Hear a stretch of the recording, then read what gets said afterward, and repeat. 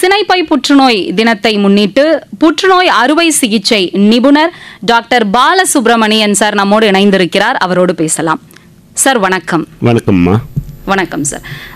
Sir, இப்போ பொதுவாக சினைப்பை புற்றுநோய் வருவதற்கான காரணங்கள் அதை பற்றி சொல்லுங்க சார். இப்போ பார்த்தீங்கன்னா சினைப்பை புற்றுநோய், சினைப்பைன்றது நம்ம உடம்புல இருக்கிற ஓவரீஸை குறிக்கிறது. இந்த ஓவரீஸில் கேன்சர் வரக்கூடிய காரணங்கள் பார்த்தீங்கன்னா ஒன்று நம்ம ஜெனட்டிக், அதாவது மரபணு வழியாக மாற்றங்கள் இருந்தால் அதனால வரக்கூடியது. இல்லாட்டி வெளியிலே இந்த செயற்கை அக்வைர்ட் அப்படின்னு சொல்லுவோம். அதாவது பல காரணங்களால் என்வாயர்மெண்ட்டு, பொல்யூஷன், நம்ம சாப்பிட்ற உணவு, நம்ம சுவாசிக்கிற காற்று, இதிலெல்லாம் மாற்றங்கள் இருக்கிறதுனால நம்ம மரபணுக்கள் மாற்றங்கள் ஏற்படும். இப்போ பொதுவாக கேன்சர்னு சொன்னாங்களே, நம்ம ஒரு செவர் கட்டுற மாதிரி தான். நம்ம செவரில் எப்படி ஒவ்வொரு செங்கலும் முக்கியமோ அதே மாதிரி நம்ம செல், அதாவது ஒரு அணுக்குள்ள நிறைய சின்ன சின்ன மரபணுக்கள் இருக்கும், ஜீன்ஸ்ன்னு சொல்லுவோம். அந்த ஜீன்ஸ் ஒவ்வொன்றும் அந்த செவர் நிற்கிறதுக்கு எப்படி செங்கல் யூஸ் இருக்கோ அதே மாதிரி நம்ம உடம்பு ஒழுங்காக நிற்கிறதுக்கு அது யூஸ்.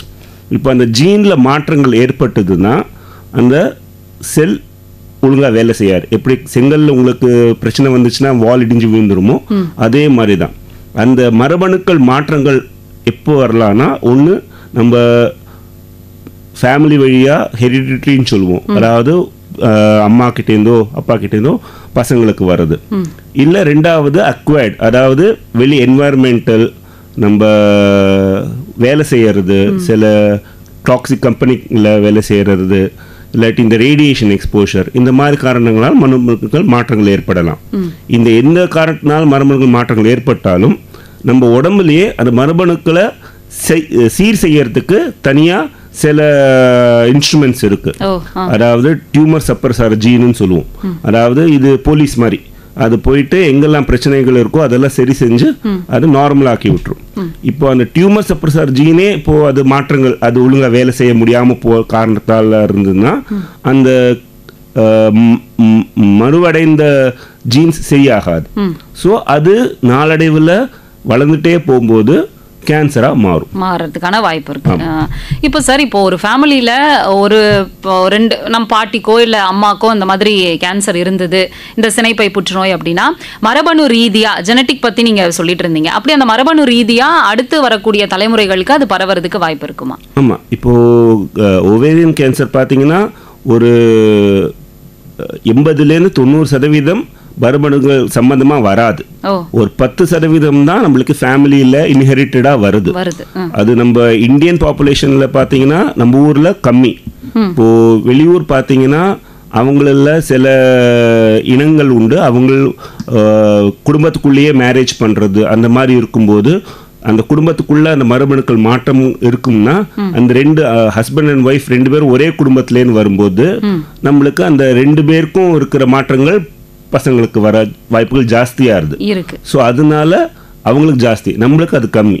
பட் இதே ஒரு ஃபேமிலியில் பிரதர்ஸ், சிஸ்டர்ஸ், இல்லாட்டி அம்மாக்கு இல்லை பாட்டிக்கு யாராவது ஒருத்தருக்கு இந்த மாதிரி மரபணுக்கள் மாற்றங்கள் இருந்திருந்தா அது ஜெனட்டிக்காக வர வாய்ப்புகள் அதிகம். இதுக்கு பிராக்கா அப்படின்னு சொல்லுவோம், பிஆர்சிஏன்னு டெக்னிக்கல் டேர்ம் சொல்லும்போது. இந்த மரபணுக்கள் மாற்றங்கள் இருக்கும்பொழுது இந்த என்ன பண்ணுவோம், ஒரு ஃபேமிலியில் ஹிஸ்ட்ரி டேக்கிங் சொல்லுவோம். அதாவது உங்கள் குடும்பத்தில் வேறு யாருக்கா புற்றுநோய் கட்டி இருக்கா, அந்த மாதிரி விவரங்கள் நாங்கள் கேட்போம் பேஷண்ட்டை பார்க்கும்போது அந்த ஒரு ஃபேமிலியில் ஒரு 2-3 தலைமுறைகளுக்கு தொடர்ந்து இந்த மாதிரி மாற்றங்கள் இருக்குது, அந்த சம்பந்தப்பட்டமான புற்றுநோய்கள் இருக்குன்னு அப்படி தெரிய வந்துச்சுன்னா அவங்கள செலக்ட் பண்ணி அவங்களுக்கு இந்த டெஸ்டிங், ஜெனட்டிக் டெஸ்டிங்னு சொல்லுவோம். ஸோ அதை பண்ண சொல்லுவோம்.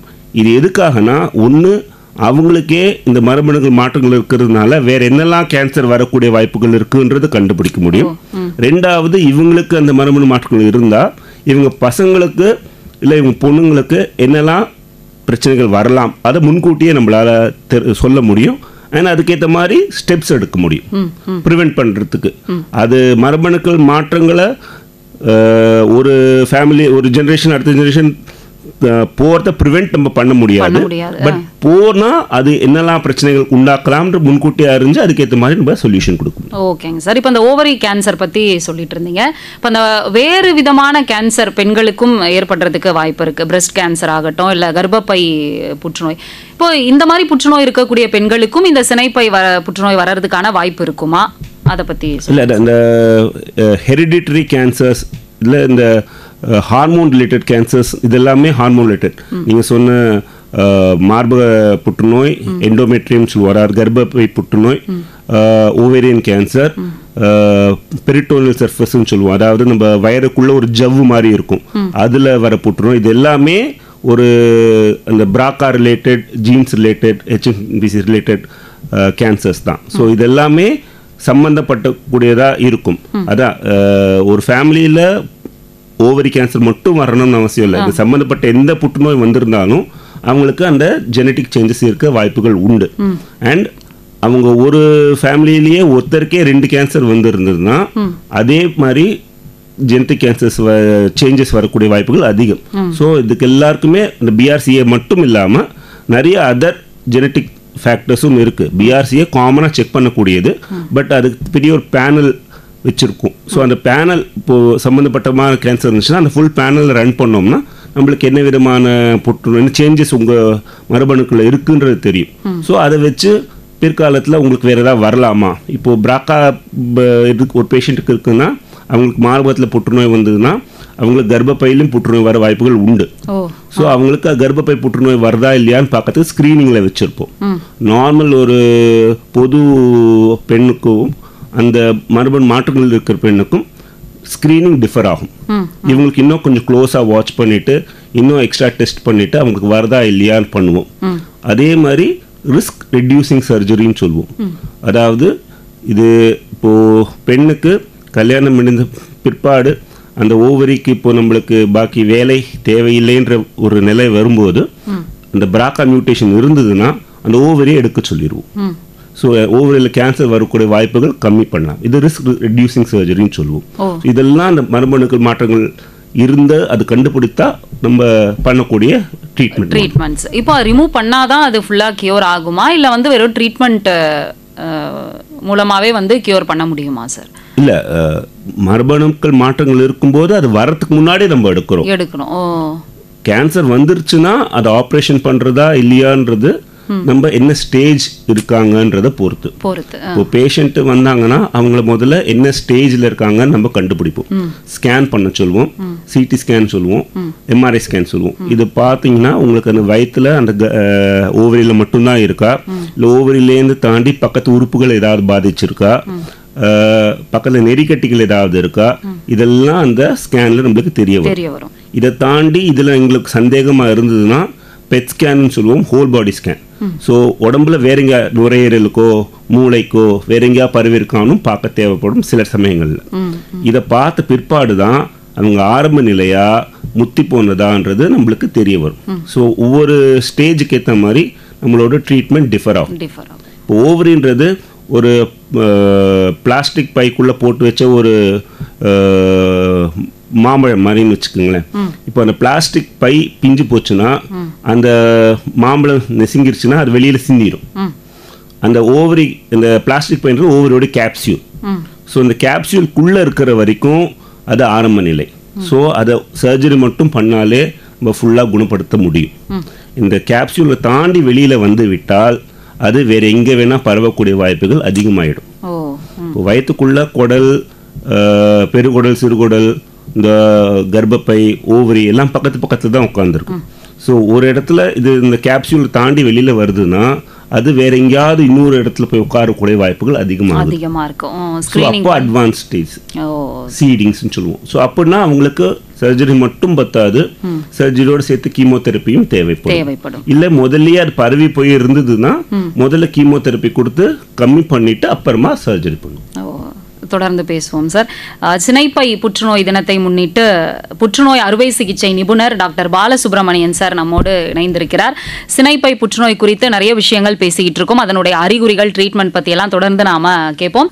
சார், இப்போ அந்த சினைப்பை புற்றுநோயினுடைய ஆரம்ப கட்டம், அதனுடைய காரணங்கள் பத்தி எல்லாம் சொல்லிட்டு இருந்தீங்க. அறிகுறிகள் என்ன சார்? எது இருந்தா இப்ப சினைப்பை புற்றுநோயா இருக்கலாம் அப்படிங்கிற ஒரு அவேர்னஸ் இருக்கணும். சினைப்பை புற்றுநோய்க்கு ஒரே ஒரு சிக்கல் என்னன்னா, இது ஆரம்ப நிலையில கண்டுபிடிக்கிறது ரொம்ப கஷ்டம். இப்போ சினைப்பை புற்றுநோய் என்று அது பல வகைகளில் அது நம்மளுக்கு சிம்டம்ஸ் கொடுக்கலாம். ஒன்று கட்டி அந்த ஓவரி பெருசாகும்போது அது பக்கத்தில் இருக்கிற யூரின், அதாவது சிறுநீர் பையை அமுக்கி அடிக்கடி யூரின் போகிற மாதிரி, இல்லாட்டி வயரில் ஒரு பாரமாக இருக்கிற மாதிரி, இல்லாட்டி மோஷன் அடிக்கடி போகிற மாதிரி, இதெல்லாம் ஒரு ஏர்லி ஸ்டேஜில் சிம்டமாக இருக்கலாம். இல்லை சில பேருக்கு அது இன்னும் வளர்ந்துட்டே போச்சுன்னா அது அந்த ஓவரி கேப்சூல் தாண்டி பக்கத்து உறுப்புகளை பாதிக்கும் போது வயரில் நீர் கோத்துக்கும். நீர் கோத்து அசைட்டிஸ்ன்னு சொல்லுவோம். ஸோ அப்போது வயிறு பெருசாக வீங்கிக்கும். ஸோ இது அடுத்த சிம்டம். இதெல்லாம் அட்வான்ஸ் ஆகும்போது வர சிம்டம். ஏர்லியாக வர சிம்டம்னா உங்களுக்கு அடிவயிறு வலி இருக்கும், இந்த சிறுநீர் போகிறதுலையோ இல்லாட்டி மலம் போகிறதுலையோ உங்களுக்கு நார்மல் ருட்டீனை உள்ள மாற்றங்கள் ஏற்படலாம். இதெல்லாம் உங்களுக்கு ஒரு இன்டைரக்ட் சிம்டம்ஸ் தான். டைரக்ட் சிம்டம்ஸ்னு எதுவும் கிடையாது. மார்பக புற்றுனா நேரம் நம்மளுக்கு கட்டி கை வச்சு பார்த்தா தெரியும். இது அந்த மாதிரி தெரியாது. ஸோ இது எல்லாமே இன்டைரக்ட் சிம்டம்ஸ் தான். ஸோ இந்த மாதிரி ஏதாவது சிம்டம்ஸ் இருந்தது, எஸ்பெஷலி இந்த 35லேருந்து 45 50 வயதுக்கு உட்பட்ட பெண்களுக்கு இந்த மாதிரி சிம்டம்ஸ் இருக்கும்போது யூஸ்வலாக நம்ம பெண்கள் என்ன பண்ணுவாங்க, அது அந்த மென்சஸோட சிம்டம்ஸ்ன்னு நிறைய பேர் இக்னோர் பண்ணிடுறாங்க. ஸோ அதனாலேயே இது நம்மளுக்கு டாக்டர் கிட்ட போய் டெஸ்டிங் எதுவும் எடுக்காமல் போகிறதுனால இது இன்னும் அட்வான்ஸ் ஆக வாய்ப்புகள் அதிகமாகுது. ஸோ இந்த மாதிரி ஏதாவது சிம்டம்ஸ் இருந்தால் போய் ஒரு செக்அப் பண்ணிவிட்டு எதுவும் இல்லை சொல்லிட்டாங்கன்னா உங்களுக்கு பிரச்சனை இல்லை. இல்லை ஏதாவது பிரச்சனை இருந்தால் அதுக்கேற்ற மாதிரி மேற்கொண்டு ட்ரீட்மெண்ட் எடுத்துக்கலாம். இப்போ மென்சஸ் இர்ரெகுலர் ஆகிறதுக்கான ஒரு இது நிறைய பேர் இருக்குல்ல சார், அது இதோட நம்ம ரிலேட் பண்ணி பார்க்க முடியுமா எப்படி சார்? இல்லை, மென்சஸ் அந்த பிசிஓடின்னு சொல்லுவாங்க, பாலிசிஸ்டிக் ஓவேரியன் சிண்ட்ரோம், இல்லை பாலிசிஸ்டிக் ஓவேரியன் டிசீஸ்ன்னு சொல்லுவாங்க. இது யூஸ்வலாக இளம் பெண்களுக்கு அந்த மென்சஸ் ஆரம்பிக்கும் போது இந்த ஓவரி டெவலப்மெண்ட்டில் நிறைய நீர்க்கட்டிகள் மாதிரி வந்துடும். அந்த ஹார்மோனல் சேஞ்சஸ்னால வரும்போது இந்த பிரச்சனைகள் உருவாகும். இதுக்கும் நம்ம ஓவேரியன் கேன்சருக்கும் பெரிய சம்பந்தங்கள் கிடையாது. இதனால ஓவேரியன் கேன்சரா மாற வாய்ப்புகள் கிடையாது. இது என்டையர்லி டிஃப்ரெண்ட் என்டிட்டி, அது தனி. இதனால அது மாறாது. பட் இதே இல்லாம இந்த நிறைய பேருக்கு இப்போ அதுவும் இந்த சூழ்நிலையில் இன்ஃபர்டிலிட்டி ட்ரீட்மெண்ட் நிறைய பேர் பண்ணிட்டு இருக்காங்க. ஸோ என்ன பண்ணுறாங்க, இந்த மெயினாக இந்த ஐடியில் இருக்கிறவங்க, ரொம்ப வேலை இருக்கிறவங்க, அவங்க லேட் மேரேஜ் இருக்கும்போது அவங்க ஸ்ட்ரெஸ் லெவல் ஜாஸ்தி ஆகும்போது அவங்களுக்கு நார்மலாக கன்சீவ் ஆகிறது வாய்ப்புகள் கம்மியாகுது. ஸோ அவங்க நிறைய இன்ஃபர்டிலிட்டி ட்ரீட்மெண்ட் போயிட்டு அவங்க என்ன பண்ணுறாங்க, ஒரு இடத்துல போயிட்டு ஒரு பர்டிகுலர் அளவுக்கு நம்மளுக்கு அந்த ஹார்மோன் இன்டியூஸ் பண்ணி நம்மளை அந்த ஓவரையை வளர வச்சு அதுலேருந்து எக் எடுத்து நம்மளுக்கு இன்ஃபர்டிலிட்டி ட்ரீட்மெண்ட் பண்ணுறாங்க. இப்போ அது ஒரு இடத்துல மட்டும் நிற்காம ஒரு இடத்துல நம்மளுக்கு சக்ஸஸ் வரல, இன்னொரு இடத்துக்கு போவோம். அந்த மாதிரி பல இடத்துக்கு போகும்போது உங்கள் உடம்புல கொடுக்குற அந்த ஹார்மோன் லெவல்கள் ரொம்ப ஜாஸ்தி ஆகும். ஸோ அதனால ஓவரியன் கேன்சர் மட்டும் இல்லாமல் மார்பக புற்றுநோயும் வளர வாய்ப்புகள் இருக்கிறதாக தான் எங்களுக்கு இப்போதைக்கு தெரிய வருது. இன்னும் நம்மளுக்கு கன்க்ளூசிவ் எவிடன்ஸ் இதனால இதில் தெரியல. பட் நாங்கள் ரொட்டீனாக பார்க்கும்போது இந்த மாதிரி இருக்கிற பேஷண்ட்ஸுக்கு நிறைய பேர் எங்களுக்கு கேன்சரோட வர வாய்ப்புகள் இருக்குது. ஸோ இன்ஃபர்டிலிட்டி ட்ரீட்மெண்ட் பண்ணக்கூடாதுன்னு இல்லை, அதுக்கு ஒரு லிமிட் வேணும். நம்ம ஒரு சக்ஸஸ் இல்லை, 2 சக்ஸஸ் இல்லை, 3 சக்ஸஸ் இல்லைன்னு நிறைய ஒவ்வொரு ஹாஸ்பிட்டல் மாறி மாறி போயிட்டு பல பேர் பழைய ட்ரீட்மெண்ட்டோட ஹிஸ்ட்ரியெல்லாம் எதுவுமே சொல்ல மாட்டாங்க. ஏன்னா சொன்னால் திருப்பி நம்மளுக்கு இன்ஜெக்ஷன் கொடுக்க மாட்டாங்கன்னு சொல்லி மறைச்சிருவாங்க. இதெல்லாம் பண்ணும்போது அது ஜாஸ்தியாக வாய்ப்புகள் உண்டு. இப்போ இந்த ட்ரீட்மெண்ட்டை பற்றியே பெண்கள் நிறைய பேர் வந்து மாறி மாறி போகும்போது சொல்கிறது இல்லைன்ற மாதிரி இன்னொரு கம்ப்ளைண்ட் என்ன இருக்கும்னா, இப்போ டாக்டர் கிட்ட எதையும் மறைக்கக்கூடாதுன்னு சொல்லுவாங்க. ஆனால் சில பெண்கள் வந்து சில சிம்டம்ஸ் எல்லாம் மறைச்சிருவாங்க, இது எப்படி நம்ம வெளிப்படையாக சொல்கிறது அப்படின்னு. அது வந்து இந்த ஓவரியன் கேன்சர்லையும் கூட நிறைய இருக்கிறதுக்கான வாய்ப்பு இருக்கு. இது ரொம்ப காமன். பெண்கள் முக்கியமாக நம்ம சிட்டியில் இருக்கிற அட்லீஸ்ட் பரவாயில்ல, கிராமத்தில் இருக்கிற பெண்கள் வீட்டில் ஒரு அவங்க உடம்பு சரியில்லைன்றதை வெளியில் எடுத்து சொல்ல மாட்டாங்க. நிறைய வீட்டு வேலை இருக்குது, அது இருக்குன்னு சொல்லிட்டு அவங்களே அவங்க கஷ்டங்களை வச்சுட்டு போதுதான் நிறைய வழக்கங்கள். ஸோ அது இல்லாமல் இப்போது நிறைய அவங்க லேடி டாக்டர் கிட்ட டைரெக்டாக போய்க்கலாம். ஜென்ஸ் டாக்டர் கிட்ட அவங்களுக்கு குச்சமாக இருந்து பேசுறதுக்கு கஷ்டமாக இருந்தாலும் கைனகாலஜி டாக்டர்ஸ் நிறைய பேர் எல்லா இடத்துலையும் இருக்காங்க. எங்கெல்லாம் மகப்பேறு இருக்கோ எல்லா இடத்துலையும் ஒரு கைனகாலஜிஸ்ட் இருப்பாங்க. ஸோ அவங்ககிட்ட போயிட்டு செக் பண்ணோம்னா என்ன ஏது விவரம் தெரிஞ்சுக்கும். ஸோ அவங்க பெண்கள் இதை ஆரம்ப நிலையில் கண்டுபிடிச்சாதான் குணப்படுத்த முடியும்ன்ற ஒரு அவேர்னஸ் இருந்ததுன்னா, அது இந்த ப்ரோக்ராம் வழியாக ரீச் ஆச்சுன்னா, அவங்க பிரச்சனைகள் இருக்கும்போது ஆரம்ப நிலையிலே போய் அவங்க காமிச்சிட்டாங்கன்னா அவங்களுக்கும் சரி அவங்க குடும்பத்துக்கும் சரி அவங்க ஒரு நல்லது பண்றாங்க. ஏன்னா ஆரம்ப நிலையில் கண்டுபிடிச்சிட்டு நல்லா சரியாயிட்டாங்கன்னா அவங்க திருப்பி வந்து குடும்பத்தை நல்லா பார்த்துக்க முடியும்.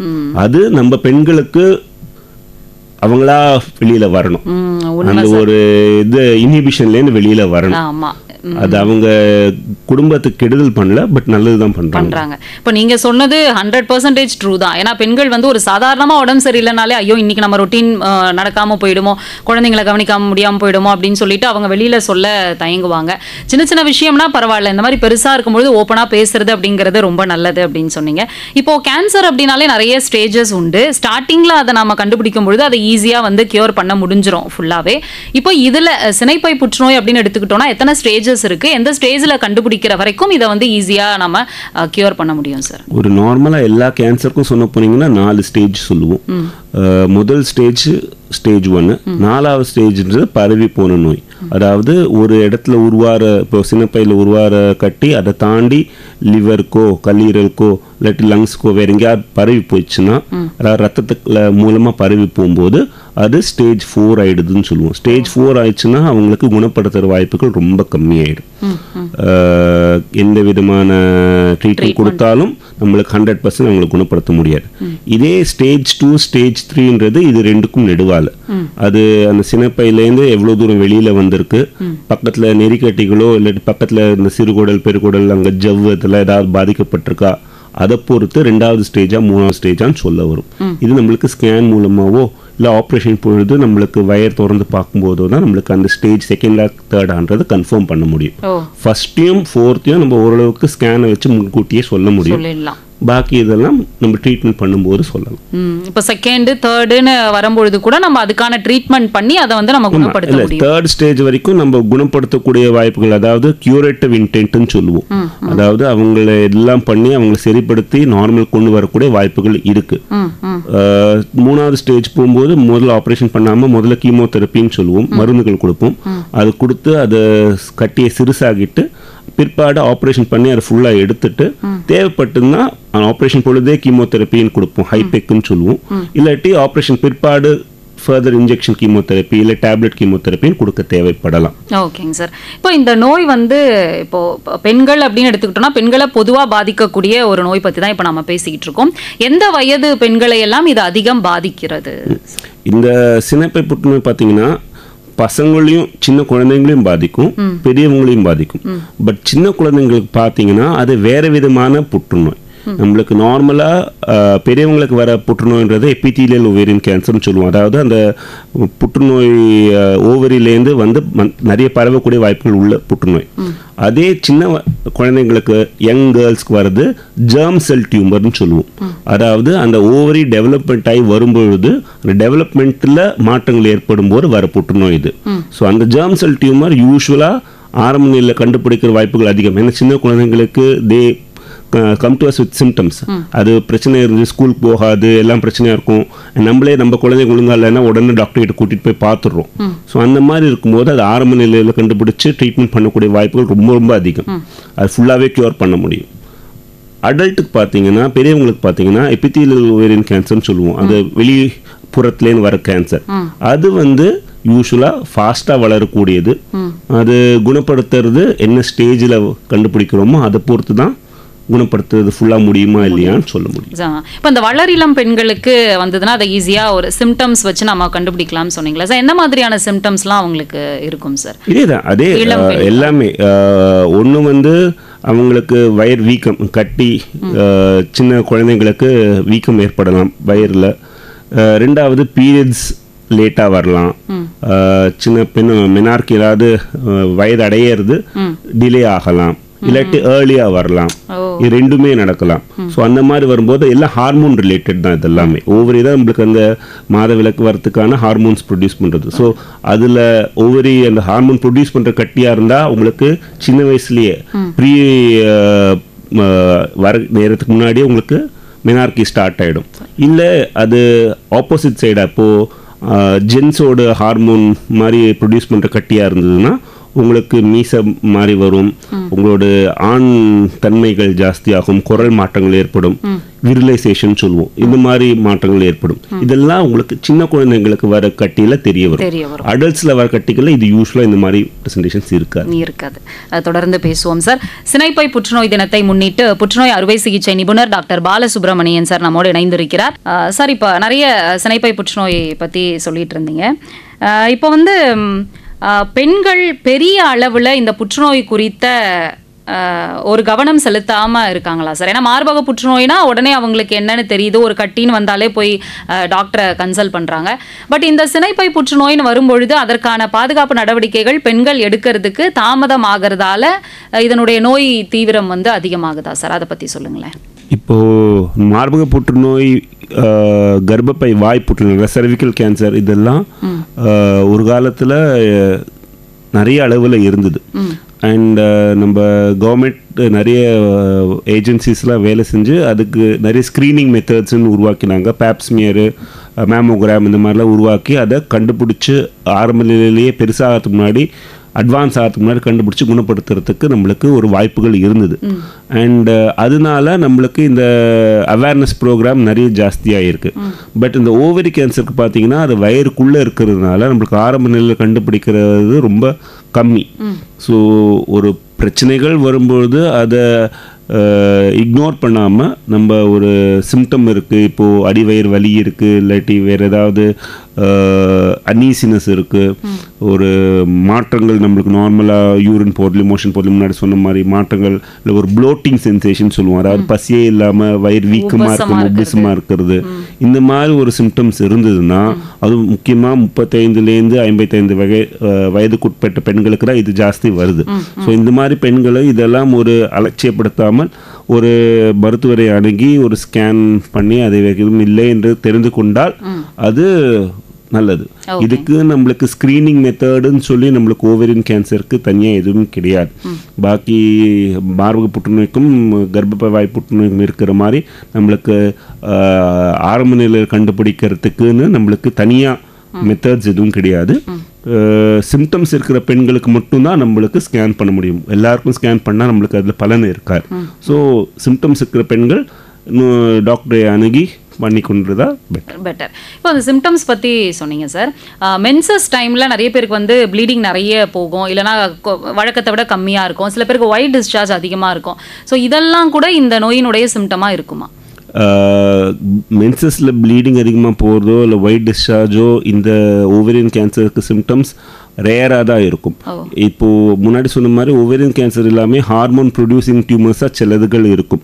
ஸோ அந்த ஹார்மோன் ப்ரொடியூசிங் டியூமர்ஸாக இருந்தால் அவங்களுக்கு அந்த எண்டோமெட்ரியம், அதாவது அந்த கர்ப்பப்பைக்குள்ளே இருக்கிற ஒரு தசை, அது அதிகமாக வளரக்கூடிய வாய்ப்புகள் உண்டு. ஸோ அதில் மென்சஸ் ஜாஸ்தியாக வரக்கூடிய வாய்ப்புகள் உண்டு. அது ஒரு 10% கம்மியான பெண்களுக்கு, ஓவரியன் கேன்சர் இருக்கிற பெண்களுக்கு தான். ஸோ அந்த வாய்ப்புகள் இதுக்கும் சம்மந்தம் இல்லை. இது வந்து மோர் உங்கள் கர்ப்பப்பை புற்றுநோயோ இல்லை கர்ப்பப்பை வாய் புற்றுநோயிலையோ இந்த ப்ளீடிங்கோ இல்லை போஸ்ட் காய்டல் ப்ளீடிங்கோ இல்லை இன்டர்மென்ஸ்ட்ரல் ப்ளீடிங், இந்த வெஜினல் டிஸ்சார்ஜ், இது எல்லாமே அந்த கட்டிகளுக்கான அறிகுறிகளே தவிர ஓவரியன் கேன்சருக்கான அறிகுறிகள் கிடையாது. பிசிஓடி பத்தி முதல்லயே சொல்லியிருந்தீங்க சார். இந்த பிசிஓடி ஒரு பக்கம், இன்னொரு பக்கம் வந்து அந்த எண்டோமெட்ரியோசிஸ் அப்படின்ற ஒரு ரெண்டுத்துக்குமான ஒரு வித்தியாசம். ஏன்னா பிசிஓடி எல்லாமே வந்து இந்த சினைப்பை புற்றுநோயா வர்றதுக்கான வாய்ப்பு இல்லைன்னு முதல்ல நீங்க சொல்லியிருந்தீங்க. அதனுடைய ஒரு டிஃபரன்சியேஷன் எப்படி மக்கள் பார்க்கணும் சார்? ஏன்னா பிசிஓடினால ஏதோ ஒரு கட்டி வந்துருச்சு அப்படின்ற ஒரு பயம் வந்து பெண்கள் மத்தியில இருக்கும். அதை பத்தி இல்லை, பிசிஓடின்றது நம்ம அந்த ஓவரியில் வளர்ச்சி ஏற்படுறதுல மாற்றங்கள் ஏற்பட்டு நீர்க்கட்டிகள் ஓவரியில் வர காரணங்கள், அதுதான் பாலிசிஸ்டிக் ஓவேரியன் டிசீஸ்ன்னு சொல்லுவோம். ஸோ அதில் வந்து உங்களுக்கு ஸ்கேன் பண்ணும்பொழுது உங்களுக்கு 100ல் 90-95% வரைக்கும் உங்களுக்கு கன்ஃபார்மாக சொல்லிட முடியும் இது புற்றுநோய் மாதிரி இருக்கா, புற்றுநோய் மாதிரி இல்லையான்னு. ஏன்னா அங்கே ஸ்கேனில் நிறைய மாற்றங்கள் தெரிய வரும். அது நார்மல் சிஸ்டிக் ஓவரியாக இருந்தாலும் அந்த சிஸ்டிக் ஓவரியில் கேன்சர் ஏதாவது உருவாகுதான்னு நம்ம ஸ்கேனில் வச்சு கண்டிப்பாக சொல்ல முடியும். ஸோ ஒரு சில வருடங்கள் ரெகுலராக ஸ்கேன் பண்ணி அதில் மாற்றங்கள் எதுவும் இல்லை சொன்னோம்னா நம்மளுக்கு அதை பயப்பட தேவையில்லை. பட் அதே அதில் ஸ்கேன் பண்ணும்போது மாற்றங்கள் ஏதாவது இருந்தால் தயவு செய்து அதை அப்படியே அலட்சியப்படுத்தாமல் மேற்கொண்டு அது புற்றுநோய் இல்லையான்னு கண்டுபிடிக்க வேண்டும். இப்போ என்ன ஒரே ஒரு சிக்கல் இந்த ஓவேரியன் கேன்சர்லனா, நம்ம பாக்கி கேன்சர் மார்பக புற்றுநோய்னா நேர ஒரு ஊசி போட்டு அது ஒரு சதை டெஸ்ட் எடுத்து நம்ம கண்டுபிடிச்சு அது கேன்சர் இருக்குன்னு கண்டுபிடிச்சிட முடியும். ஆனால் இந்த ஓவேரியன் கேன்சரில் அது பண்ண முடியாது. ஏன்னா இந்த ஓவேரியன் கேன்சர் இந்த முக்கியமாக இந்த சிஸ்டிக் டிசீஸ், அதாவது நீர்க்கட்டி மாதிரி இருக்கிறது, இல்லை நீர்க்கட்டியில் ஒரு பகுதியில் மட்டும் சாலிட் ஏரியாஸ்ன்னு சொல்லுவோம், அது மாதிரி இருக்கிற வகைகளுக்கு நம்மளுக்கு ஊசி போட்டால் அந்த பலூன் மாதிரி தான், அது உடஞ்சிருச்சுன்னா அதில் உள்ளே இருக்கிற நீர் வெளியில் வந்துருச்சுன்னா அது பாக்கி குடல் எல்லாத்தோடையும் மிக்ஸ் ஆக ஆரம்பிச்சிடும். ஸோ இது கேன்சராக இருந்தால் அது ஆரம்ப நிலை ஸ்டேஜ் 1லேருந்து ஸ்டேஜ் 3க்கு மாறிடும். ஸோ அதனால ஓவேரியன் கேன்சருக்கு நீர்க்கட்டி மாதிரி ஏதாவது இருந்தால் நம்மளுக்கு அதை கன்ஃபார்ம் பண்ணுறதுக்கு வாய்ப்புகள், பயாப்சி மாதிரி பண்ணுறதுக்கு வாய்ப்புகள் கிடையாது. அது பரவி போன நோய், இப்போ அது ஓவர்லையும் தாண்டி வெளியில் பாக்கி உறுப்புகளுக்கு பரவி போயிடுச்சுன்னா அப்போ நம்ம அந்த எங்கே பரவி போச்சோ அங்கேயே நம்ம ஆல்ரெடி பயாப்சி எடுத்துக்கலாம், அது பிரச்சனை இல்லை. ஆரம்ப நிலையில் ஓவரில் மட்டும் இருக்கிற மாதிரி இருக்க ஒரு பெரிய கட்டி மாதிரி இருக்குன்னா அதை ஆப்ரேஷன் பண்ணி எடுக்கிறது தான் ஒரே வழி. இதில் சில பிரச்சனைகள் என்னென்னா நாங்கள் பார்க்குறதுன்னா, அவங்க நிறைய பேர் ஆப்ரேஷன் சொன்னால் பயந்துட்டு லேப்ரோஸ்கோப்பியில் எடுக்கிறதுன்ற மாதிரி பிரச்சனைகளுக்கு அவங்க பேஷண்ட்ஸ் ப்ரிஃபர் பண்ணிடுறாங்க. ஆனால் எல்லா கட்டியும் லேப்ரோஸ்கோப்பியில் எடுக்கிறது சாத்தியம் இல்லை. ஸோ இந்த கேன்சர் கட்டி மாதிரி ஒரு சந்தேகம் நம்மளுக்கு முன்னாடி ஸ்கேனில் வரும்பொழுது அதை ஓப்பன் பண்ணி எடுக்கிறது பெட்டர். ஒரு ப்ராப்பர் கேன்சர் ட்ரீட்மெண்ட்டுக்கு போகும்போது அது ஃபுல்லாக எடுத்தோம்னா உங்களுக்கு அது சிந்தாது இருக்கும்போது உங்களுக்கு ஃபர்தர் ட்ரீட்மெண்ட்டும் கம்மியாயிடும். ஏன்னா ஆரம்ப ஸ்டேஜ் 1ல் அந்த கேப்சூல் உடையாமல் எடுத்துட்டிங்கன்னா மேற்கொண்டு கீமோதெரப்பியில் எதுவுமே தேவைப்படாமல் போகும். ஆனால் அது சிந்தி போச்சுன்னா அதுக்கப்புறம் நீங்கள் கீமோதெரப்பியும் வேணும், திருப்பி கட்டி வர வாய்ப்புகளும் அதிகமாகும். அண்ட் உங்களுக்கு ஒரு ட்ரீட்மெண்ட் பதிலாக 2 ட்ரீட்மெண்ட்டுக்கு போக தேவைப்படும். ஸோ உங்களுக்கு ப்ராப்பர் ஒரு கன்சல்டேஷன் போயிட்டு கேன்சருக்கான அறிகுறிகளாக இருந்தால் நம்ம ஹெசிடேட் பண்ணாமல் ஓப்பன் சர்ஜரி பண்ணிக்கிறது பெட்டராக இருக்கும். அந்த கேன்சர் அறிகுறி இருந்தால் மட்டும் நம்ம ரிமூவ் பண்ண வேண்டிய அவசியம் அது உங்களுக்கு ஸ்கேனில் பார்க்கும்போது உங்களுக்கு தெரியும், அதில் டாக்டர்ஸ்க்கு தெரியும் நம்ம இதில் மாற்றங்கள் இருந்தால் இது மேற்கொண்ட அளவுக்கு லேப்ரோஸ்கோபி பண்ணாமல் ஓப்பனாக பண்ணுறதுன்றது தெரியும். அது நீங்கள் எல்லா கேன்சர் சென்டர்ஸ் எந்த கவர்மெண்ட்லேயும் இருக்குது, ப்ரைவேட்லேயும் எங்கே போனாலுமே அதுக்கு உங்களுக்கு அறிவுரைகள் சொல்கிறதுக்கு நிறைய பேர் இருக்காங்க. சரிங்க சார். இப்போ அந்த ரிமூவ் பண்ணுறது அப்படிங்கிறது, இப்போ சினைப்பை புற்றுநோயின்ற ஒரு இது நம்ம ரிமூவ் பண்ணும்போது கர்ப்பப்பையோடு ரிமூவ் பண்ண வேண்டிய அவசியம் இருக்குமா, இல்லை அந்த பர்டிகுலர் இது மட்டும் ரிமூவ் பண்ணால் போதுமா? இது நம்ம முன்னாடி சொன்ன மாதிரி சின்ன பசங்களுக்கு வர அந்த ஜெர்ம் செல் டியூமர்னு சொல்லுவோம், அதில் நம்ம ஓவரியில் மட்டும்தான் இன்வால்வ் ஆகிருந்தால் ஓவரி மட்டும் எடுத்துட்டு கர்ப்பப்பையை அப்படியே விட்டுட்டு வரலாம். ஸோ தட் அவங்களுக்கு பிற்காலத்தில் அவங்க கல்யாணம் ஆகிட்டு அவங்களுக்கு குழந்தை பிறக்கணுன்ற பொழுது நம்மளுக்கு அந்த ஓவரியும் இன்னொரு சைடு ஓவரியும் யூட்ரஸும் நம்மளுக்கு அது யூஸ் ஆகிக்கும். ஆனால் இப்போ அந்த பெரியவங்களுக்கு வர எபித்தீலியல் கேன்சர்ஸ் பார்த்தீங்கன்னா யூஸ்வலாக அது யூட்ரஸோட ஒட்டி இருக்கவோ இல்லாட்டி யூட்ரஸ்லேருந்து பக்கத்து இன்னொரு ஓவரிக்கு பரவி இருக்கிற வாய்ப்புகள் அதிகம். ஸோ அந்த மாதிரி இருக்கும்பொழுது அண்ட் அவங்க ஒரு குழந்தை பெற்று அவங்களோட அந்த ஃபேமிலி கம்ப்ளீட்டடாக இருக்கா இல்லையான்னு கேட்போம். அது கம்ப்ளீட்டடாக இருந்ததுன்னா நாங்கள் அதை யூட்ரஸோடு சேர்த்து எடுக்கிறது பெட்டர். ஏன்னா அது ஃபுல்லாக எடுத்தால் தான் நம்மளுக்கு கம்ப்ளீட்டாக ஸ்டேஜ் என்னன்னு சொல்ல முடியும். ஒட்டி இருந்து அதை ஒட்டி இருக்கிற யூட்ரஸை ப்ரிசர்வ் பண்ண ட்ரை பண்ணி நம்ம இதை மட்டும் தனியாக எடுத்தோம்னா சிந்த வாய்ப்புகள் அதிகம். ஸோ அதனால எந்த விதத்திலையும் அது உடையாமல் சிந்தாமல் எடுக்கிறதுக்கு என்ன வேணுமோ அது பண்ண வேண்டியிருக்கும். அது ஜெர்ம் செல் டியூமர் சின்ன பசங்களுக்கு வரதுல யூஸ்வலாக அது தனியாக இருக்கும். ஸோ அதனால அவங்களுக்கு மேற்கொண்டு வாழ்க்கையில் பெரியாகும் போது அவங்களுக்கு குழந்தைக்கெல்லாம் ஒரு ஆப்பர்ச்சுனிட்டி வேணுன்றதுனால அவங்களுக்கு அதை ப்ரிசர்வ் பண்ணுறதுக்கு நாங்கள் ட்ரை பண்ணுவோம். ஓகேங்க சார். பட் அடல்ட்டில் பண்ண மாட்டேங்க. இப்போ அந்த ஓவரி மட்டும் நம்ம ரிமூவ் பண்ணிவிட்டு அந்த யூட்ரஸ் அப்படியே டிஸ்டர்ப் பண்ணாமல் விட்டுட்டோம் அப்படின்னா பிற்காலத்தில் அவங்களுக்கு அதுக்கு ஃபர்டிலிட்டிக்காக ஏதாவது ட்ரீட்மெண்ட் எடுக்க வேண்டிய அவசியம் இருக்குமா? இல்லை, ஒரு நம்ம ஓவரியில் 2 ஓவரியில் ஒரு ஓவரியே தாராளம்.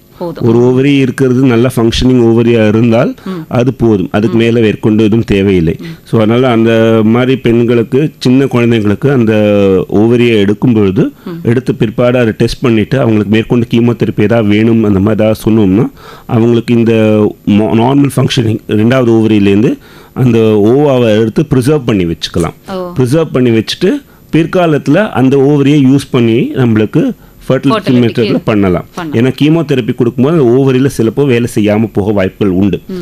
ஓவரி அந்த கீமோ தேவைப்படாமல் போய்விட்டால் அது கட்டி மட்டும் எடுக்கிறது போதும்னா அந்த ஓவரி நார்மலாக ஃபங்க்ஷன் ஆகும். அவங்களுக்கு எந்தவித அசிஸ்டன்ட் தேவைப்படாது, அவங்களாவே நார்மலாக கன்சீவ் ஆக தாராளமாக முடியும். ஓகேங்க சார். ஆனால் அவங்களுக்கு அவங்க என்ன ஸ்டேஜில் இருக்காங்கன்னு பார்த்துட்டு ட்ரீட்மெண்ட்டு அந்த அவங்கள நம்ம பாதுகாக்க வேண்டியது, பராமரிக்க வேண்டியது மட்டும் அவசியம். தொடர்ந்து பேசுவோம் சார். சினைப்பை புற்றுநோய் தினத்தை முன்னிட்டு புற்றுநோய் அறுவை சிகிச்சை நிபுணர் டாக்டர் பாலசுப்ரமணியன் சார் நம்மோடு இணைந்திருக்கிறார்.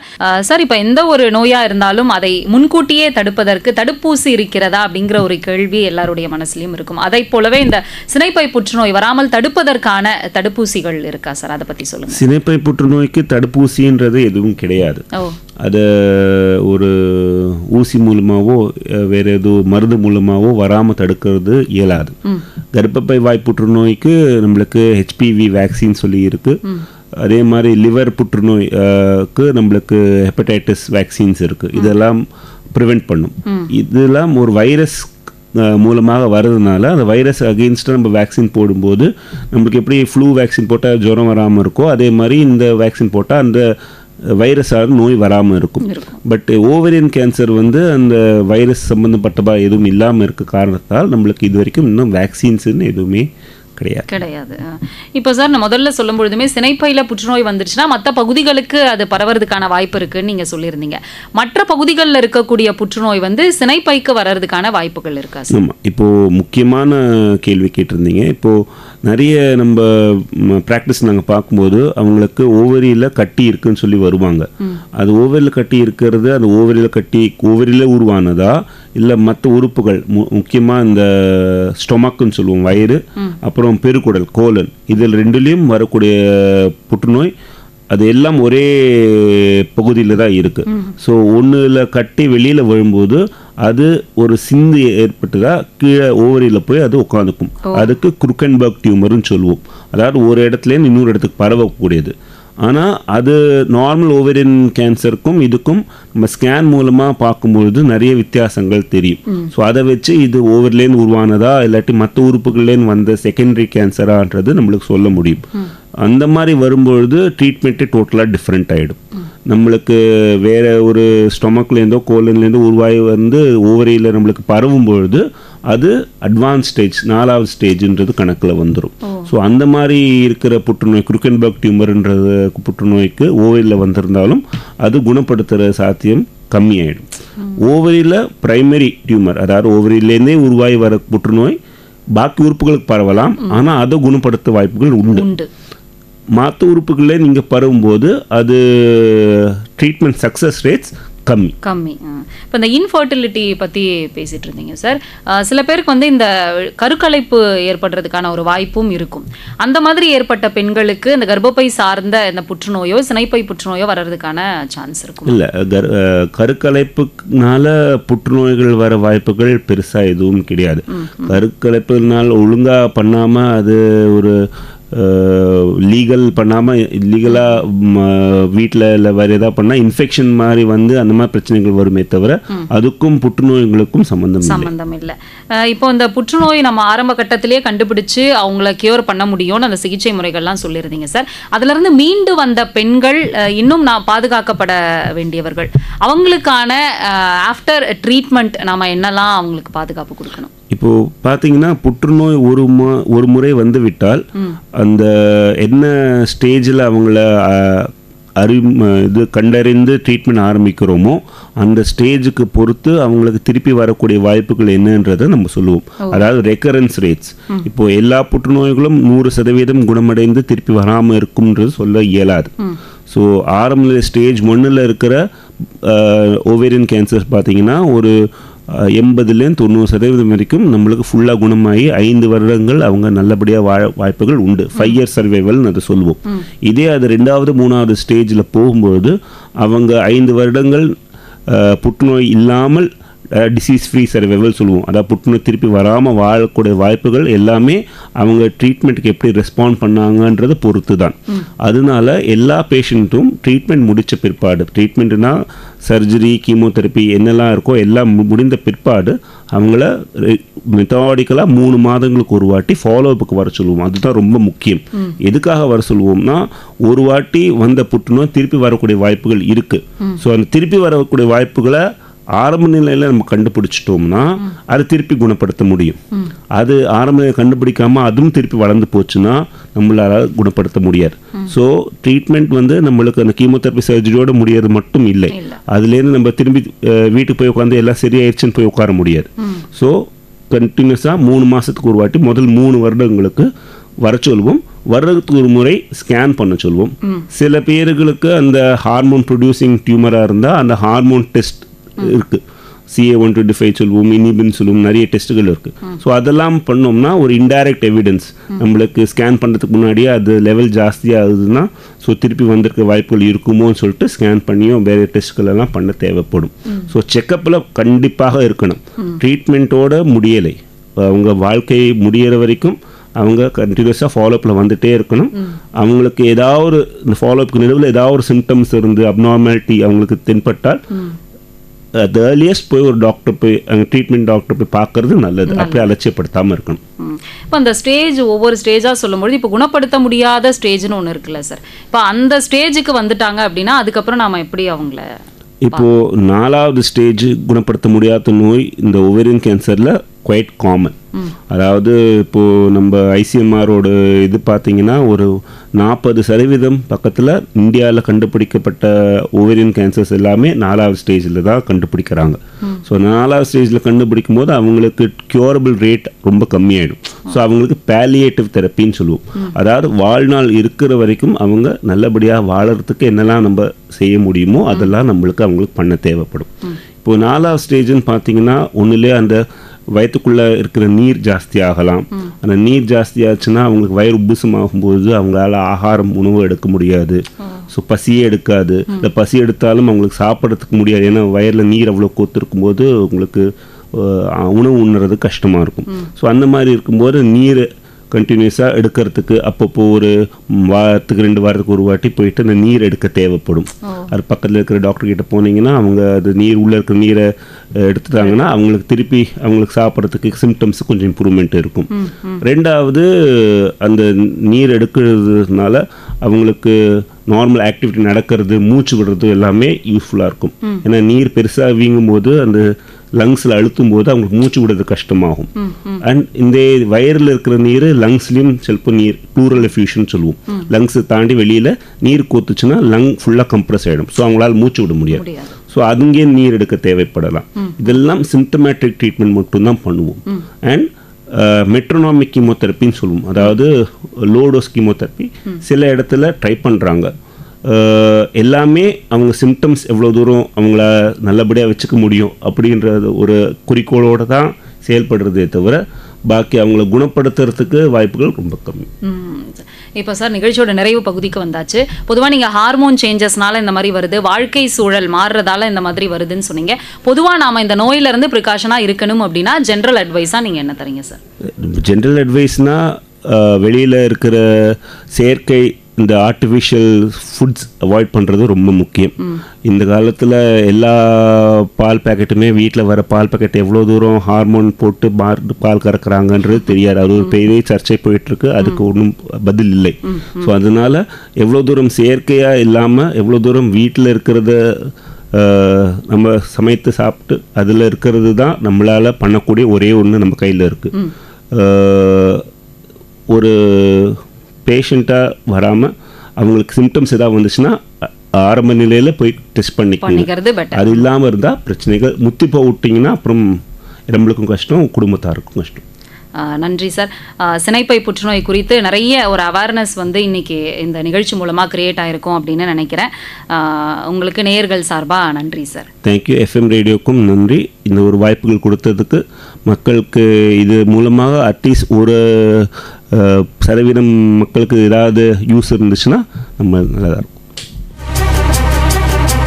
சினைப்பை புற்றுநோய் தினத்தை முன்னிட்டு புற்றுநோய் அறுவை சிகிச்சை நிபுணர் டாக்டர் பாலசுப்ரமணியன் நம்மோடு இணைந்திருந்து நிறைய தகவல்கள் சினைப்பை புற்றுநோய்களுக்கான காரணங்கள் என்ன, அறிகுறிகள் என்ன, எப்படி உருவாகுது, எப்படி நாம் அதை ட்ரீட் பண்ணலாம், வந்தவங்களை எப்படி நாம குணப்படுத்தலாம், வந்ததுக்கு அப்புறம் என்னென்ன வழிமுறைகள் எல்லாம் நாம எடுக்கணும், முறையா ட்ரீட்மெண்ட் எடுத்தோம் அப்படின்னா எந்த அளவுக்கு அது கியூர் ஆகும் அப்படிங்கறத பத்திலாம் நிறைய விஷயங்கள் சொன்னாங்க. எல்லாத்துக்கும் முக்கிய காரணம் பயப்படக்கூடாது, எது இருந்தாலும் நாம அதை எதிர்கொள்ளணும் அப்படிங்கிற ஒரு துணிவு இருந்தது அப்படின்னா அது நம்மள சீக்கிரமே குணப்படுத்திடும். அதே மாதிரி மருத்துவரை போய் அணுகி நமக்கு என்ன செய்யுது அப்படிங்கிறதையும் சொல்லும் பொழுது அந்த ட்ரீட்மெண்ட் இன்னும் சுலபமா முடியும், சீக்கிரமே ரெக்கவர் ஆகலாம் அப்படின்னு சொல்லியிருந்தாங்க. எல்லாருக்குமே இந்த நிகழ்ச்சி ரொம்ப யூஸ்ஃபுல்லா இருந்திருக்கும்னு நினைக்கிறேன்.